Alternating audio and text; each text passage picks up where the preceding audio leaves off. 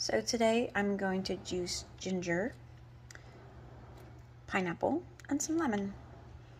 I already had my celery juice this morning and I haven't eaten anything, so this is going to be my second juice of the day.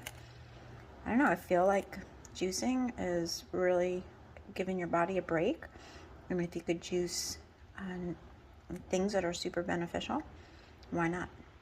So day 3 of celery juice in the morning alone, and I think I'm just going to carry this on with more juices and fruits and veggies.